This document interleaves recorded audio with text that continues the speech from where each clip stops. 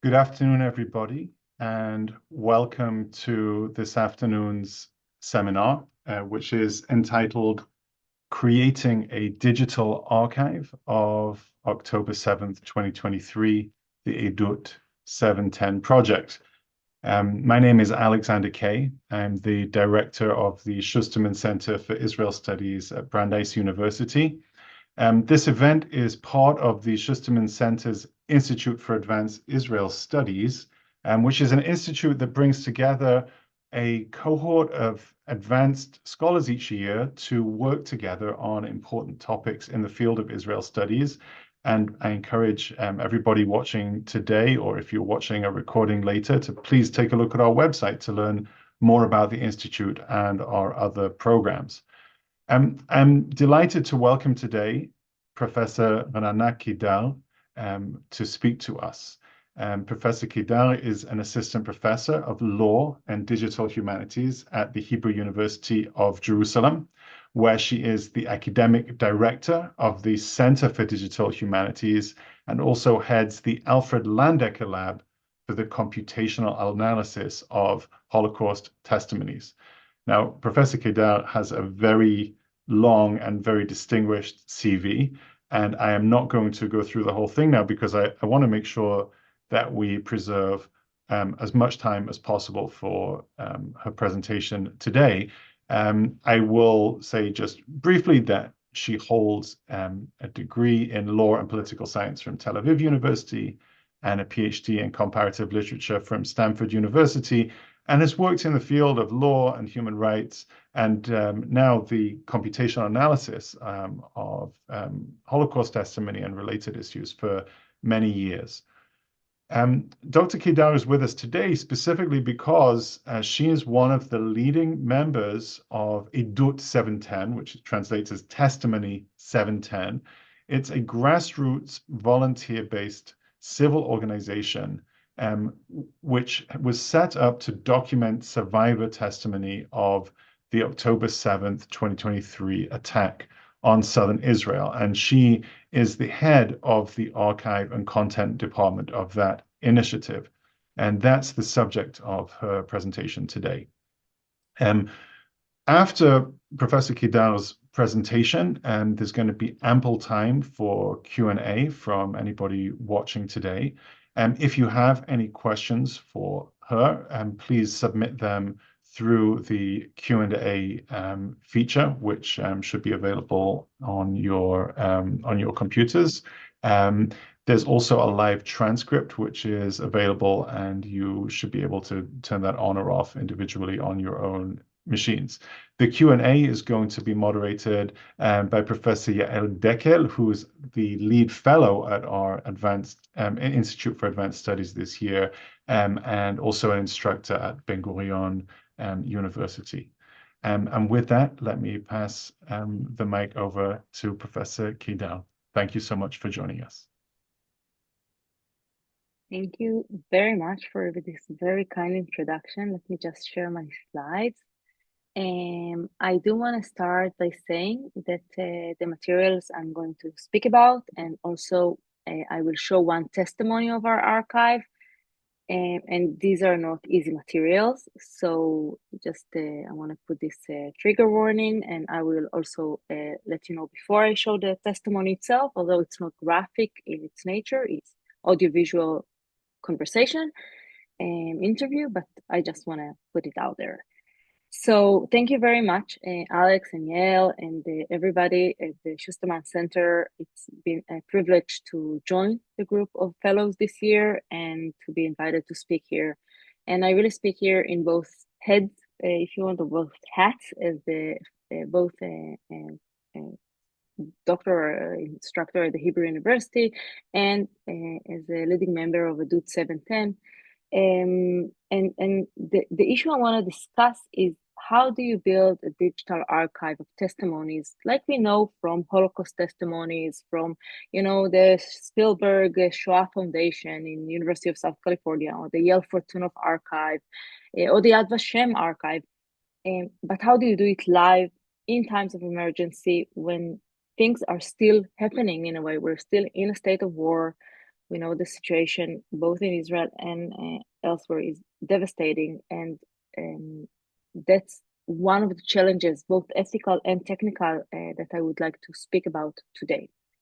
So, October 7, 629, we begin basically to understand that there is an event rolling. I'm just giving you, those of you that are not from the more Israeli context, that's Gaza, and the envelope, what you see here are all the missile, and the points of the missiles, and that's Jerusalem, where I am. All in all, it's 1 hour and 30 minutes drive. So just to put things in context, it's really close. But yet on that day, it felt very far away. It took very long for people to really understand what's going on there.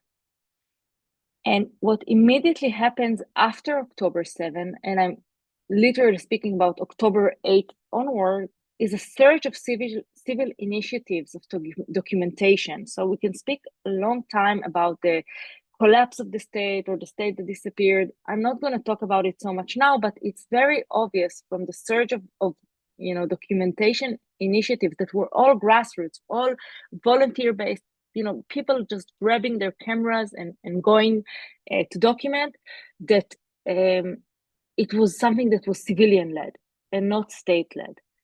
And many questions immediately came to the fore, questions of time. So things that were ephemeral and just, disappeared, WhatsApp groups, Facebook posts, just things that it was a matter of urgency to document them. Even the what we call the miguniot, these safe shelters, on the roads, that in some of the cases were really entrapments of death, were also being washed, cleaned, erased. So it was clear that documentation needs to take place immediately. And there was also a question of quantity. Really millions of WhatsApp messages that went through this day all around Israel, and the Facebook posts, so many of them that begin to accumulate to a huge amounts of data. Just to share with you that in Edut 710, where we do audiovisual documentation, we have already more than 50 terabytes of data. So you have here both the question of time, the question of quantity, and also the question of scale. Do we document one person's tragedy, or do we try to document the 70,000 people that were immediately affected? I mean, like on the immediate victims of the attack. And when it comes to Edut 710, there is an immediate response. So I know that things here are in Hebrew, but I'll walk you through this. You can see here that the WhatsApp group was created on October 10th already. So we're talking about an initiative that really starts on the first days of the attack. And a message goes out to people in the southern envelope, in the envelope, Gaza envelope, that we are a group of documentarists, of volunteers, of people from the cinema industry and the academy and the welfare and well-being, and we really want to listen to you as in the victims or the survivors of the attack. And you can already see here the WhatsApps that begin, the WhatsApp messages that begin to come to our interviewer, to our volunteers. In the sense, you can see here a WhatsApp correspondence that they're inviting our volunteer, our interviewer, to come meet them in Eilat. And that's exactly what happens. One of our interviewers, really just a few days after the attack, sits in the lobby of the hotel in Eilat, where the evacuees from the Gaza envelope come, and she just starts interviewing them. She comes with a photographer, with a cameraman, and that's what they do for days on end, just documenting dozens of testimonies. So that's how it begins. And here you can see the testimony of Omer Metzger, whose grandfathers were kidnapped to Gaza and killed. And it's already from October 11. So 4 days after the attack, we already have an interview with one of the survivors. What are the goals of Edut 710?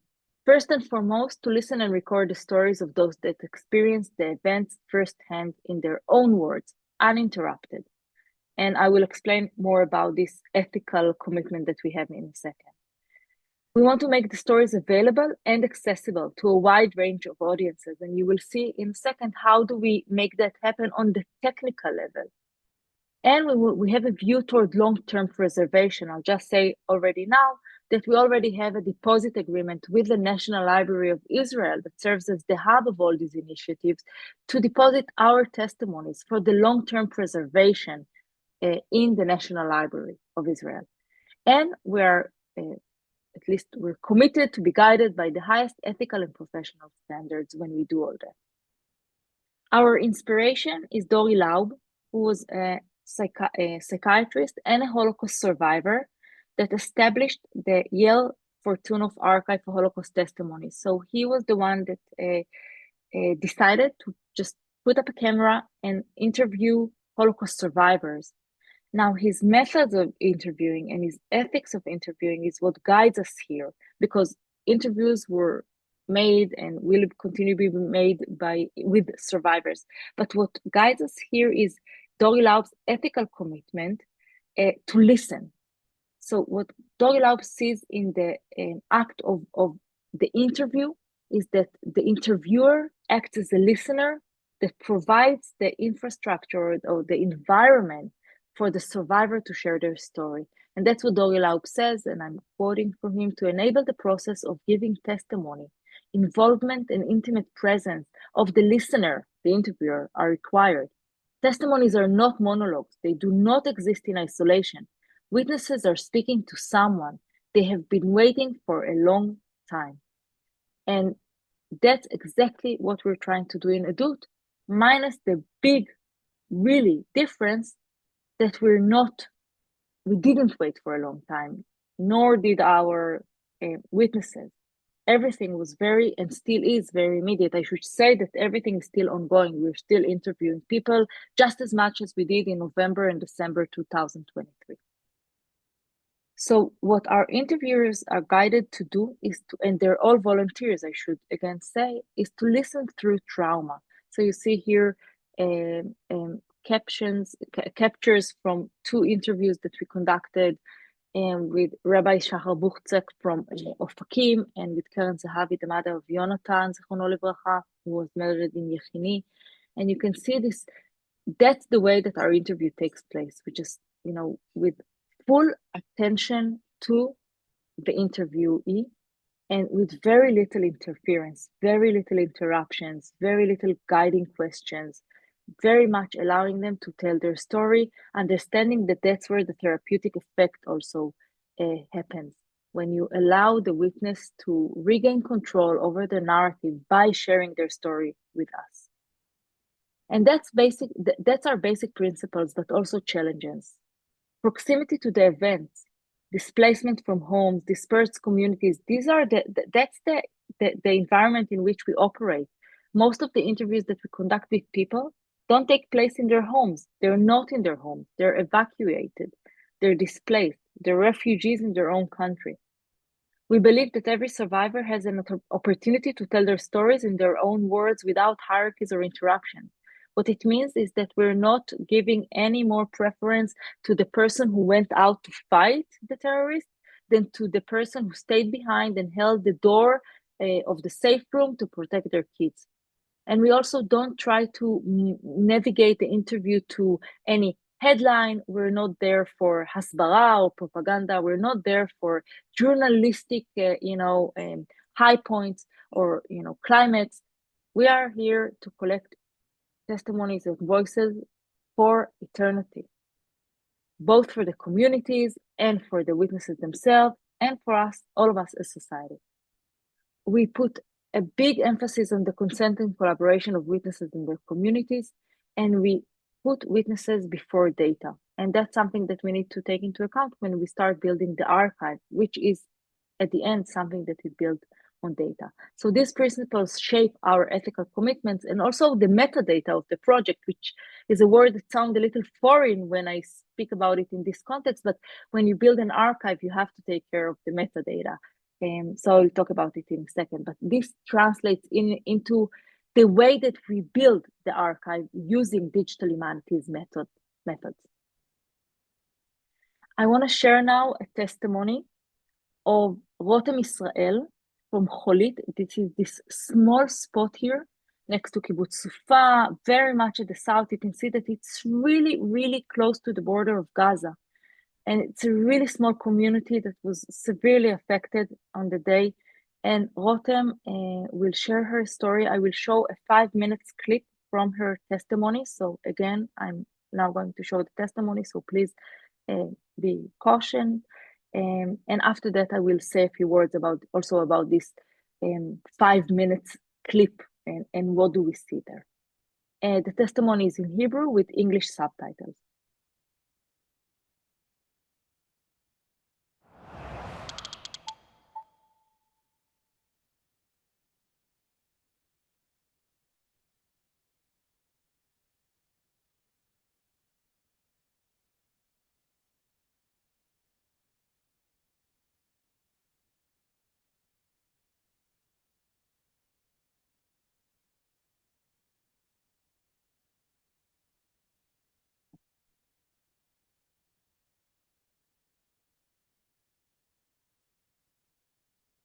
וברגע שקמתי לארון, הזזתי אותו. וברגע שקמתי לארון, אני לא יודעת, כנראה מהאדרנלין, מהפחד שהייתי נמצאת בו, הארון זז בלי בעיה, הוא חסם את הדלת. אני לא יודעת, כנראה מהאדרנלין, מהפחד שהייתי נמצאת בו, הארון זז. את המחבלים דופקים לי בדלת, באיזשהו שלב כבר שמעת את הוויטרינה נפרצת. הצלחתי לרשום בקבוצה של הקיבוץ המחבלים אצלי בבית, אני שומעת את הצעדים בתוך הבית, ואני שומעת אותם רצים לתוך הממ"ד, שזה 3 מטרים, משהו כזה,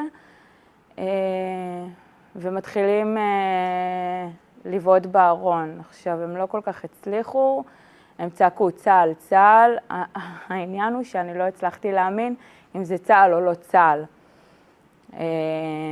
שמעתי אותם מדברים בין עצמם, עכשיו לא כל כך הצלחתי להבין את העברית, אם היא עברית או ערבית, לא כל כך הצלחתי להאמין לה, וגם לא הגבתי, הם שאלו אותי עם מי אני נמצאת. לא עניתי להם, הילדים היו בשקט מוחלט, הצמדתי אותם גם לקיר הפנימי של הממ"ד. ביד אחת החזקתי את הארון וביד שנייה החזקתי את הילדים, כי באותו רגע כבר חשבתי זאת הפעם האחרונה שאני רואה אותם. הסתכלתי עליהם טוב טוב, אמרתי להם לא לדבר. הגדול היה הגיבור, באמת, הוא תפקד שמה.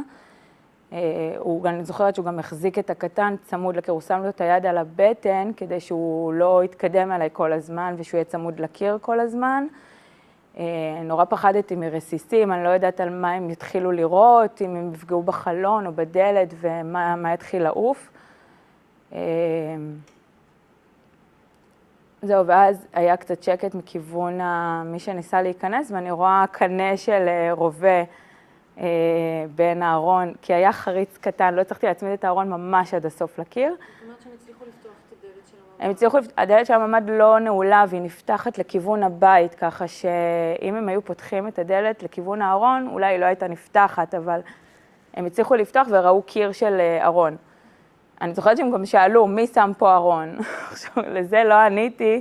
אני רק זוכרת שהם הכניסו את הרובה דרך החריץ, ושם כבר באמת ראיתי את המוות שלי מול הפנים. הם שאלו אותי עוד הפעם ממי אני נמצאת, לא עניתי להם, והם לקחו צעד אחורה, חשבתי שהם הולכים. מסתבר שהם לקחו תנופה והם התחילו לבעוט בארון.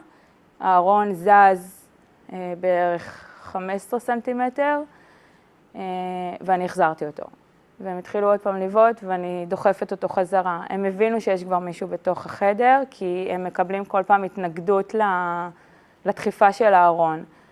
נשענתי עליו, החזקתי אותו, כל פעם דחפתי אותו מחדש, הם היו 3. זה כבר שלב שעזבתי את הילדים שלי, הם החזיקו אחד את השני. עד שראיתי את הקנה של הרובה מול הפנים שלי, זה היה עם לייזר. עכשיו, אני לא כל כך בקיאה באמל"ח של צה"ל או של מחבלים, אני לא כל כך יודעת להבחין מבחינתי, כוון עליי רובה, וזהו, אני רק חיכיתי לרגע שהוא ירה. עמדתי מולו, ראיתי בחור עם משקפיים. שהפנים מכוסות?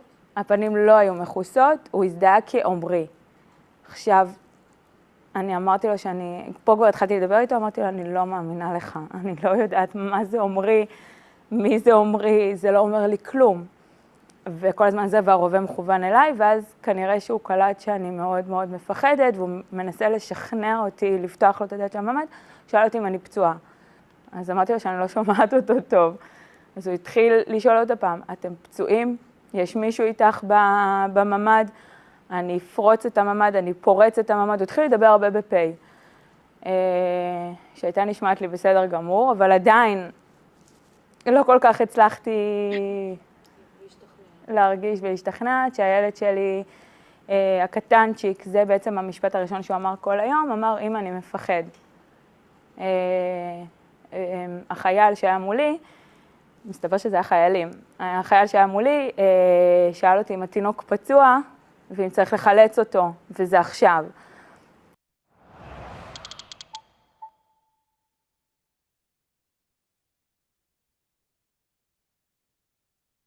Let's go back to the...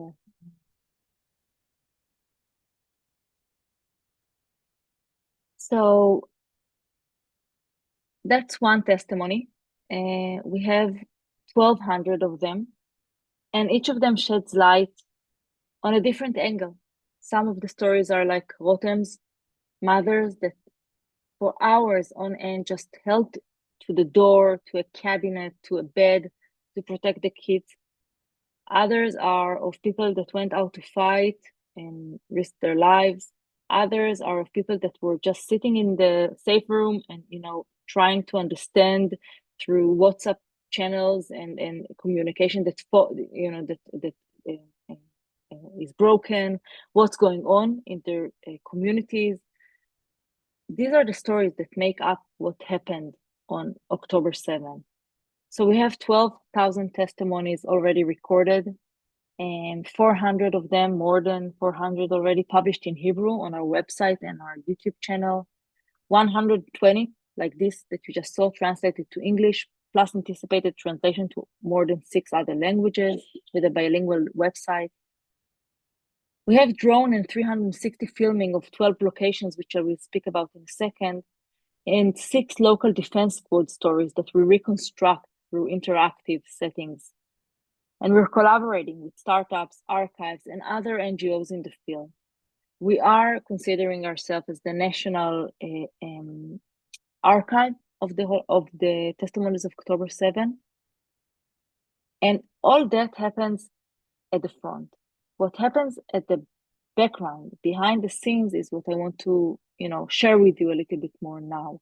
So what you see here is the workflow, if you want, if I move to speak with, more organizational terms that we have, with the initial contact and expectation setting with the interviewee and the team assignment of an interviewer and a photographer. And then we have the documentation meeting and the first release. So release is the consent form that we ask from each and every participant, with each and every interviewee, as the law mandates also. You need to have a full consent that is, free-willing and everything. But after we finish the interview and the consent and all of that, our videos go through a process of video editing, the raw material.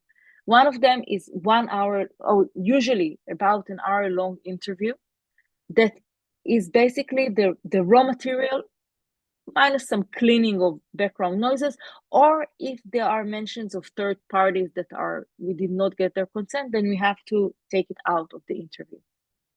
But on top of this 1 hour, usually 1 hour long interview, we also make a 5 minutes clip like you just saw of Rotem. And the reason why we do that, even though it's a very, that's completely an editorial product, It's not, not necessarily based on a linear narrative. It's really highlights from the testimony, is because of the understanding that that's how you make these stories accessible. And it was part of our commitments also to the witnesses. The witnesses ask for these 5 minutes. They share it later with their families and on social media. They really, I mean, if I can say very roughly, 99% of the witnesses that we interview just wait eagerly for our clips or for our the final output to be ready and to be put out there so they can share it. But after we finish this video editing and the content editing, transcription, translation, when we prepare for publication, sometimes several months have elapsed. And these are crucial months. These are people that in these months perhaps moved from a hotel to a new home. Maybe they went back to their communities. Maybe they decided they don't go back to their community and they just moved to somewhere else. So we know that they're not in the same position as they were when they gave the interview. So that's why we go ahead and ask for a second release, a second consent form. We show them the final product and we ask them, is it okay? Are you still happy with that? Are you still, feeling really okay with putting your story out there? And as I said, 99% of them just eagerly await that. And then we publish it on the YouTube and the website and move the testimony and all the metadata that it involves to the preservation on the digital archive. One project that I want to mention briefly came up from the understanding that most of the people that we speak to, the witnesses, the survivors, don't actually know what happened in their communities. That was a big understanding for us to realize that people were locked in their safe rooms and they don't have the full picture of what happened that day. And through the local defense squads that were sometimes the only groups of all volunteers, sometimes with very little ammunition, that protected the settlements or the villages, the kibbutzim and the moshavim. And for us, focusing on these local defense squads was a way to shift from individual to the community. And what we did is to build an interactive multimedia project that combines the testimonies that we collected, text messages from the phones of the members of the local defense squad, and drone footage that we took 3 weeks after the events. So as our crews, again, volunteers, went with drone and 360 cameras under fire, under missiles, with army accompanying them 3 weeks after October 7th to take footage of things that are no longer looking the way that they look 3 weeks after the events. And combining all this together allows us to create this kind of, so that's what you see, that's the first project that we created with Kula, the platform of Kibbutz Kerem Shalom, where you can really follow the timeline and the perspectives and to see what happened at every moment of the battle, but also every moment of the day through the eyes of the different members of the local defense units and the testimonies that we collected from members of the communities. And here I just want to share, it's another platform that we're using now, Excite, of Kibbutz Sufa. And here you can really see how you can follow the timeline, you can follow different people. These are people that were murdered, people from the members of the defense unit that were murdered. And who you see here looking at their phone are the surviving members of the local defense unit that check out the application that we create, this platform that we created, that tell their own story. So for us, they were, of course, the first people to see that, and everything is still on beta phase, so I cannot share the actual product with you. But for us, it was a really meaningful, exciting moment to, just see their reactions and their gratitude also for having someone to tell this very multifaceted story of what happened there. I want to say a few words about what it means to build a digital archive. So an archive, to put very, very, broadly, is a collection or a body of knowledge whose purpose is to document and preserve for the long term and also enable access to whatever is contained within. And an archive provides context to the materials. Our context is October 7. But the context is always, it's never agnostic. It's always dependent on our narrative, on our research question. For example, one of the questions we're often asked is, do we also interview people from Gaza?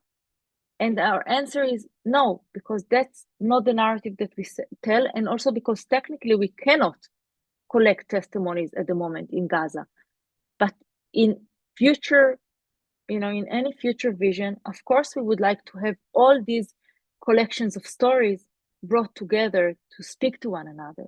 And in order to do that, in order to bring together voices from both sides of the border and from different communities and different initiatives, not just our initiative, but also different initiatives, what we need to do is really make sure that we collect the data and the metadata according to the best practices of digital humanities. So what does it mean that we operate using digital humanities tools? It means that we're trying to do things that are human readable and machine actionable. So we've produced knowledge that is both usable by humans, because at the end I have an interviewer that needs to, access their interview that they conducted, and I need a video editor to understand where are the files, and I need the content editor to be able to work with the transcript that was produced. So we have to make the data and the metadata usable and readable and accessible for humans. But we also want machines to be able to read, search, process, and compute, because that's how you bring things to scale at the end. I'm not going to go through all this very scary slide. I just want to say, if you look down at the bottom, so this basically models our workflow in Edut from the beginning of the pre-interview research and the interview, video editing, AI-enabled transcription, translation, the content editing, and the final product. But I want to draw attention to the three bottom squares, where what we did is to create this, what we call in the archival jargon, authority files. So when we speak about locations, for example, I mentioned before the migunit, these shelters on the road that people were seeking shelter in.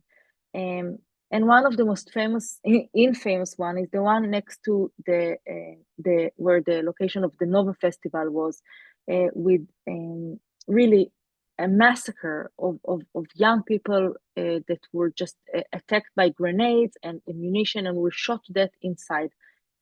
Now, in Israel, when you say hamigunit in Re'im, the safe shelter in Re'im, everybody knows what it is. Everybody knows where it is. Everybody knows where it was situated and how it looked like and who died there.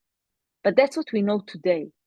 Imagine the scholar that comes in 20 years from now, and they don't know what is migunit, and they don't know where is Re'im, and they don't exactly know where was the festival. And for that reason, when we put things in the archive, we have to make them this implicit knowledge that we all share explicit. So what we do is we find the coordinates for each place, and we connect the dots. We connect, what we know, the term that we use, with some outside knowledge from the outside world that is more stable.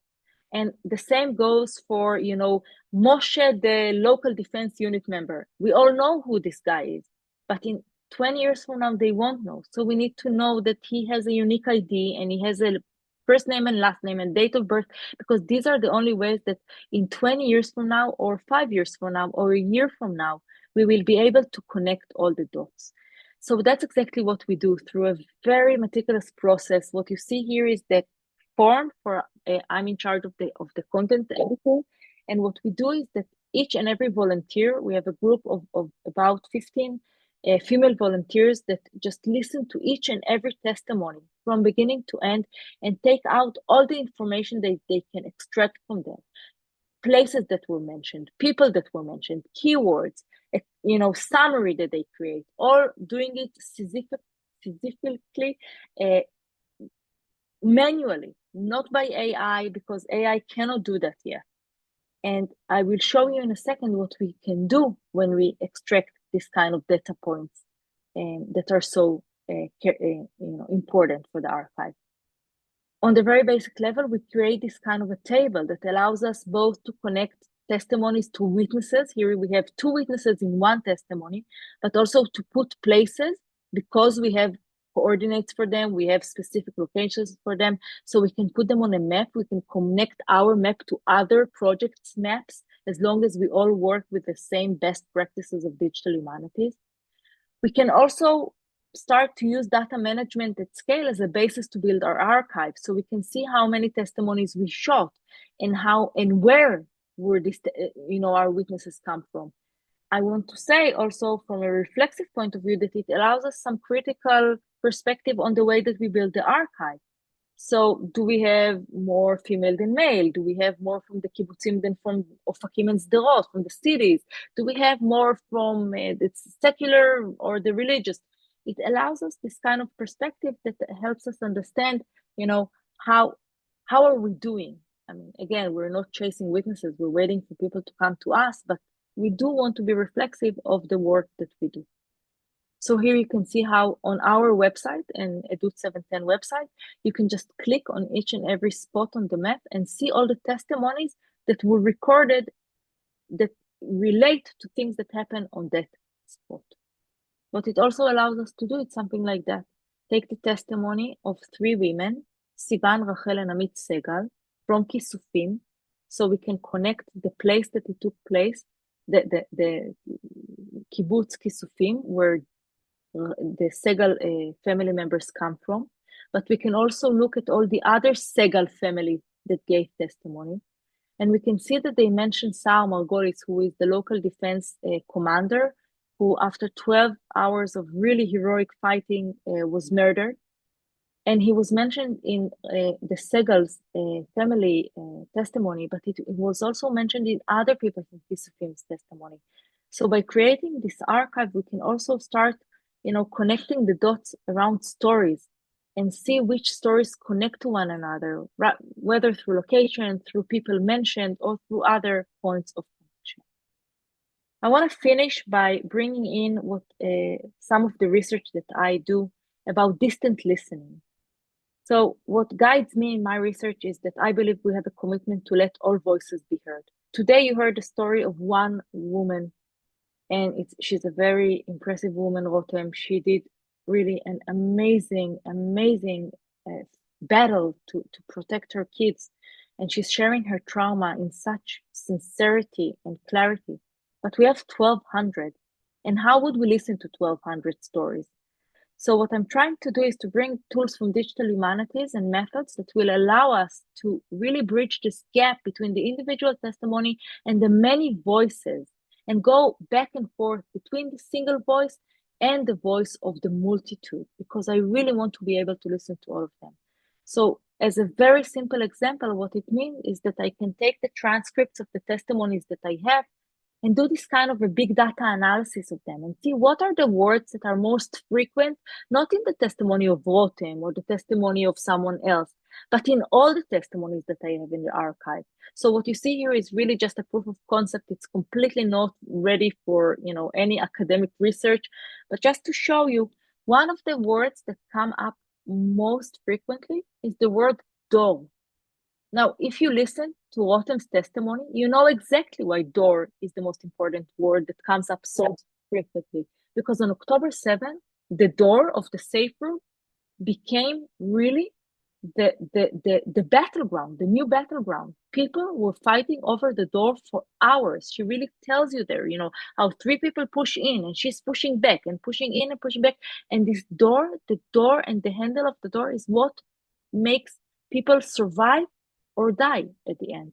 So when you see, we know that from the stories, but when you see the word door, just as strong as the word kibbutz of people, and by the way, much stronger than the word army or soldiers, it really tells you something about what happened on October 7. Another thing that you can do, and with that I will close, is to take what my content, the volunteers in the content editing department do, which is all connecting all the names that are mentioned, and create this kind of social network analysis that allows you to see who was mentioned with whom. So we can see here Ophir Lipstein, who was the regional council, the head of the regional council, who was murdered, was really prominently mentioned in testimonies, together with Ilan Fiorentino from Nahal Oz, who was the commander of the local defense unit who was murdered, together with Noam Tibon, who survived and came to rescue his son from Nahal Oz, and is very talked about. It was, his story was heard. So you can see here this map that really, again, brings together, but not from a geographical perspective, but from a textual perspective, the connections between the stories. So why what we do matter? I think we have an active role in recovery from trauma, both for the individuals, the communities, and on a national level also. We continue to foster long-term relationships with the witnesses. We enable this multiple point of views and archival analysis. I hope that we do provide a window for a wider perspective to understand what happens on moments of trauma. And I do hope that it's an effective tool to combat the denial of the events and anti-Semitism. And I want to add here that it's also, I hope, will serve as an effective tool to combat denial from within, because the battle over the narrative of October 7 has only just begun in Israel, and it's unclear yet how the stories of that day are going to be told. And I want to preserve these voices so we can tell this story. And the reason why we can't tell the story is because we have many contributors and people that really help us and support us, whether it's startups and other organizations that really support our endeavor, which is basically all volunteer-based and based on kindness of others in all various levels. And I really want to thank you for listening, and you're welcome to both support us and follow us on social media. Thank you very much for listening. I'm happy to take questions. Thank you very, very much, Renana, for this talk. I will just read the last comment written here by Ruth Halperin Kadari. She's saying, not a question, I probably should have started with it. What an incredibly impressive historical project with such a rigorous methodology. Kol kavod. And I second what Ruth is writing. And there are a few questions here, both on the Q&A, and you're welcome to add more. We have a bit of time. And I guess I will begin by a question that's, well, I'm just curious. How is the state relating to this project? What is the relationship between this and national state, I don't know, things that are going on? So we all know that at the beginning, the state was not very present in many levels, but definitely not on the documentation level. What did happen after some time is that the National Library decided to become the hub of all these initiatives, and they're doing a fantastic work, really, in supporting the initiatives and really collecting the data and bringing it together. And we're very grateful for that. Other than that, we do our thing, and I don't know yet where it's going to go. It's not, we have not been approached by the government, let's say. Yeah, or by the police. There was another question here about the police and testimonies taken by the police or anything. So we were approached several times by several inquisitorial or investigatory bodies, and also by other NGOs that try to collect testimony. And we were asked if we have this kind of testimony or that kind of testimony.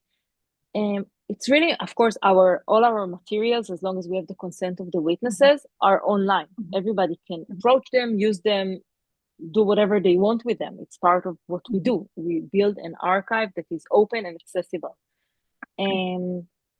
But we try to keep our interviews without any direction, in the sense that we're not trying to hear about sexual assaults. We're not trying to ask people if they were witnessing any crime. We're not aiming or directing our witnesses to provide us any specific detail or information. We really try, in the spirit of Dor Ilaub, to allow them the most safe environment in which to regain control and tell their narrative. Thank you. There are more questions here, and I combine a couple of them about the interviewers or the editors and how do they process emotionally. How are you dealing with it? You know, what we know about therapists and countertransference and all that. How do you deal with it, or um, what kind of guidance do the editors and the interviewers have in order to be able to do it? So I mean, it's a question we're often asked, and we all often ask ourselves also. When I know that one of my content editors have seen, have dealt with a very, some of the testimonies are really, graphic and also are accompanied by a trigger warning. And when I know that one of them dealt with it, I'm asking, are you okay? Do you want to speak to somebody? And we do have a team of mental health specialists, social workers, therapists that are there and are providing our community weekly gatherings of sharing that are, not recorded, they're really safe spaces to share, and people use them.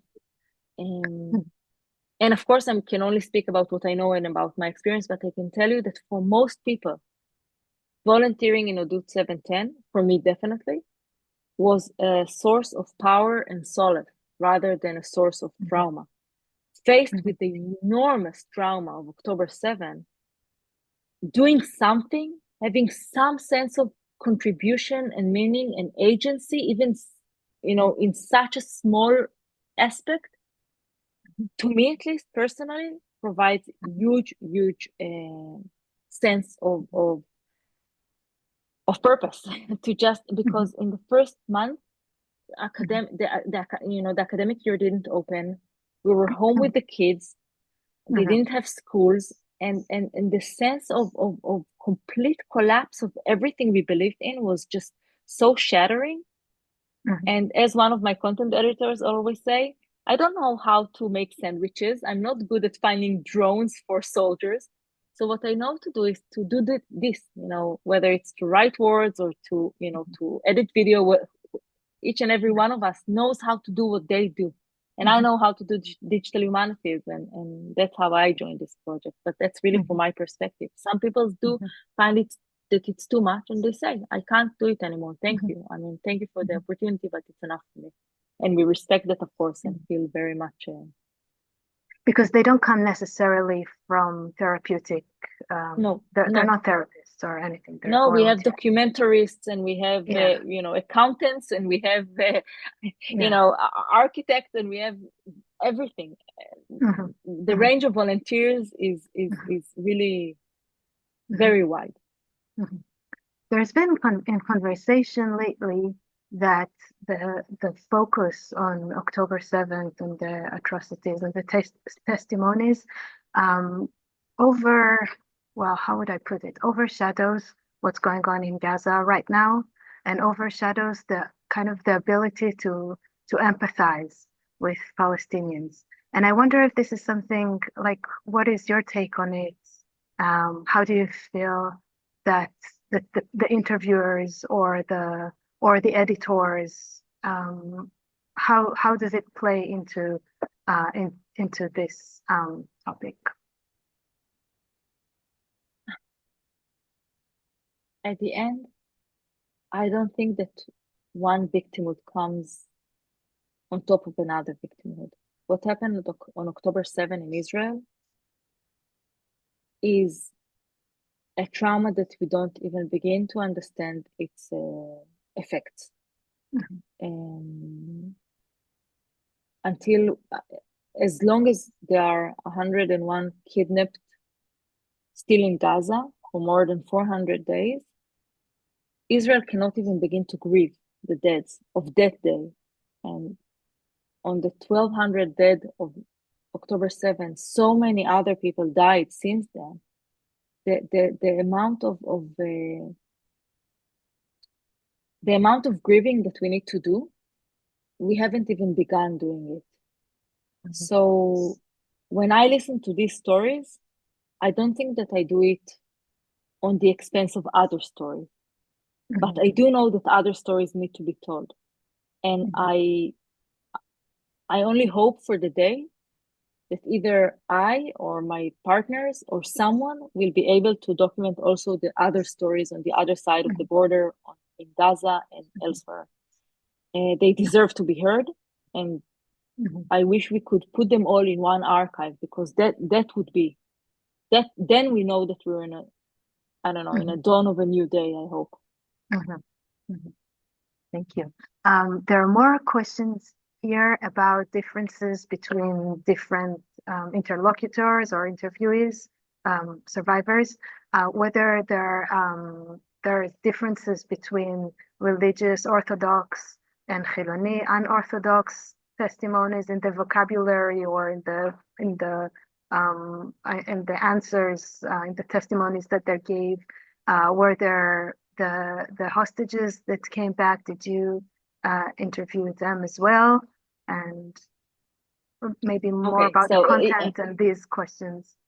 Yeah. So I mean, maybe I'll start with the kidnap. So we really don't chase witnesses. I mean, we really don't go around and tell them, please come and interview with us. And we do approach people. We want people to know that we can provide them with the opportunity to tell their stories. But when some of the kidnapped came back, it was very clear that all communication, and bodies in Israel are standing outside the door trying to interview them. So that was the last place we wanted to be in. We want to reach people whose stories were not heard. We want to reach everybody. So we don't make any distinction between these or these, these are interviewees or those. In terms of the content, I didn't do the research yet, but I can tell you that since we had a question about it, that questions of belief not necessarily in the religious sense, belief in the semantic sense of believing in, some higher power, let's say, spiritual belief. More than 50% of the testimonies, regardless of religiosity. People that are secular, people from the kibbutzim, people that are from the religious kibbutzim, people that are from Ofakim, people spoke about belief. Really, a lot. What did they say? That's for future research. That someone will be able to do because we provide the archive. I can tell you that you can see differences between men and women. It might not come as a shock, but so the two most frequent words for men and women alike, for female and male alike, are I think home and terrorist, if I remember correctly. But the third word for women is kids, and the third word for men is kibbutz. Now, you want to take a gender perspective and say what it means, that women are more about the kids and men are more about the community. I don't know. That's not my scholarship. But I'm just saying that it came up very clearly in the preliminary analysis that we did. What you say about it after that, that's for, again, future research. We want to provide the infrastructure to ask these questions.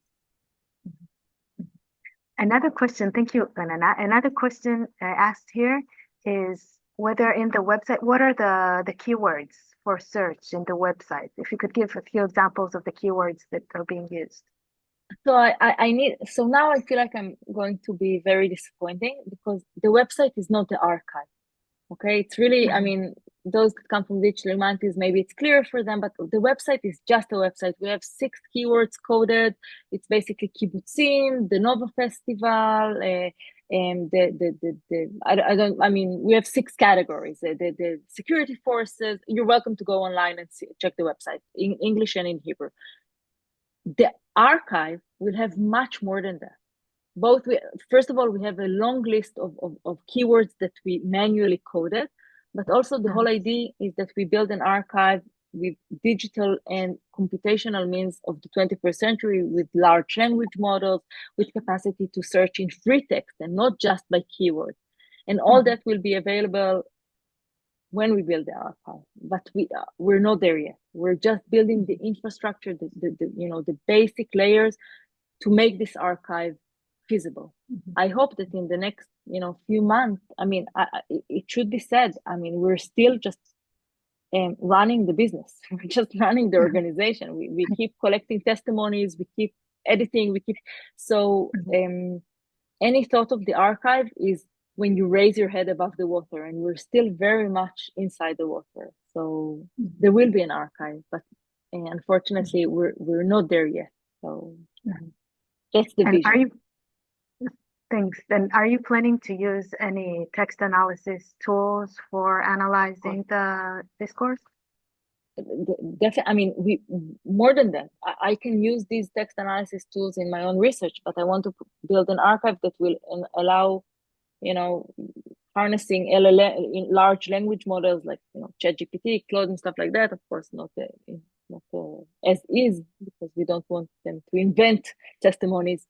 But we want to be able to provide people the opportunity to engage with these testimonies the way that they engage with other materials, that in a free text, that they can just I want the testimony that speaks of, and to find the right testimony within our archive. But again, that's all in the vision layer, not in the concrete reality that we're working on tomorrow and tonight.